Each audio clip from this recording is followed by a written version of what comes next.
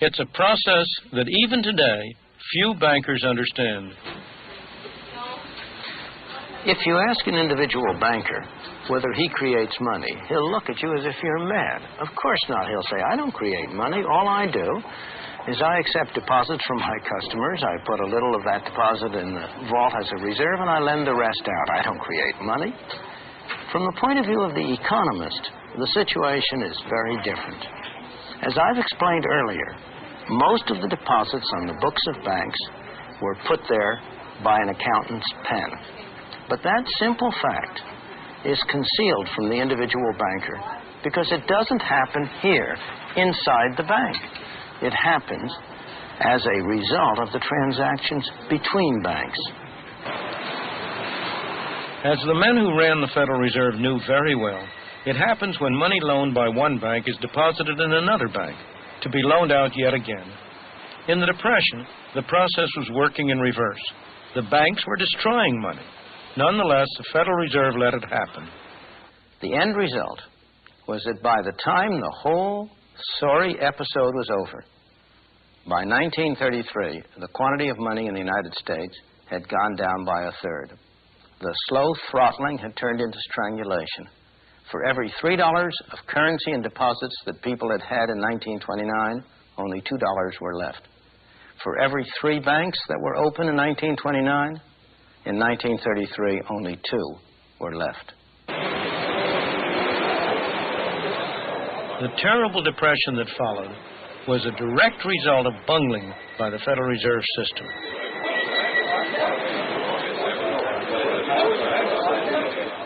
Their monetary policy stifled any hope of economic recovery. Worse still, America's depression was to become worldwide because of what lies behind these doors.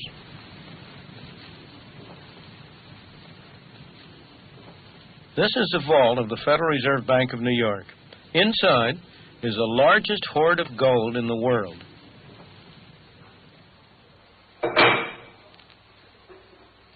Because the world was on a gold standard in 1929, these vaults, where the U.S. gold was stored, provide an excellent test of where the Depression originated. If the Depression had started in Europe or somewhere else in the world, the U.S. would have lost gold. More gold would have flown out of the country than came in. If, on the other hand, the Depression started in the United States, well, then the opposite would happen. More gold would come in from abroad as the effects of our depression spread there than went out abroad. In reality, that is exactly what happened. When the international money system was based on gold, the rules of the game were these.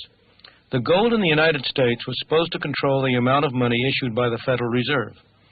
In turn, the amount the Federal Reserve issued controlled the amount of money issued by the commercial banks, which in turn controlled the amount of money that individuals, businesses, and industry could get from the banks. The result, a monetary structure, all supposedly tied to the amount of gold in the vaults in the United States. But in 1930, the Federal Reserve didn't play by the rules. It stood by as banks started to collapse, and with each one that went, the money supply fell. Businesses and industry inevitably began to fail. Americans, now poor, bought less from abroad. Britain was one of the countries affected. Like the United States, Britain had its own monetary structure tied to gold. The trouble was that Britain could now sell less abroad. It cut down the amount it bought from abroad, but not by enough. Under the rules of the gold standard, it had to pay the difference in gold. With every bar of gold that was shipped out of Britain, the amount of money decreased. A depression that was already underway in Britain got worse. British gold flowed into the United States, supposedly to form the foundation of a new slice of the monetary structure.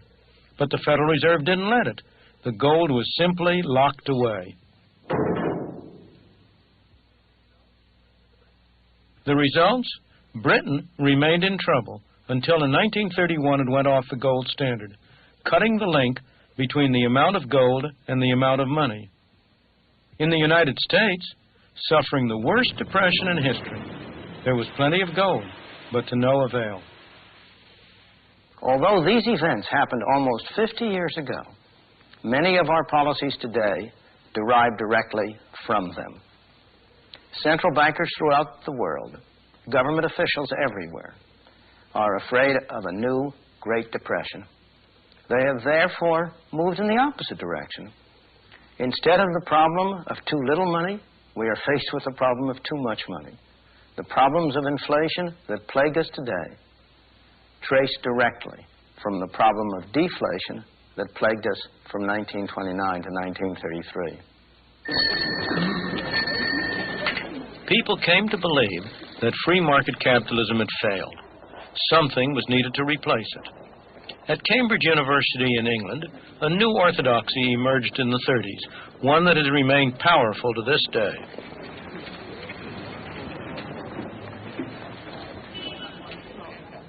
It owes its influence to the brilliance of one man.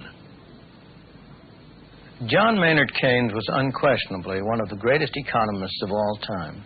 Like other economists of his generation, he found the Great Depression both a paradox and a challenge. It was a paradox because it seemed to contradict some of the fundamental principles that economists had come to take for granted. Keynes rose to the challenge by constructing a complex and sophisticated hypothesis which not only explained what had been going on, but also offered a way out, a way to end the Great Depression and to avoid similar episodes in the future. The core of his theory was that what happened to the quantity of money didn't matter. What really mattered was a particular category of spending, in economists' jargon, autonomous spending. What kind of spending is that? It might be investment by business enterprises in building factories and adding to the number of machines and adding to inventories. It might be spending by individuals to build houses.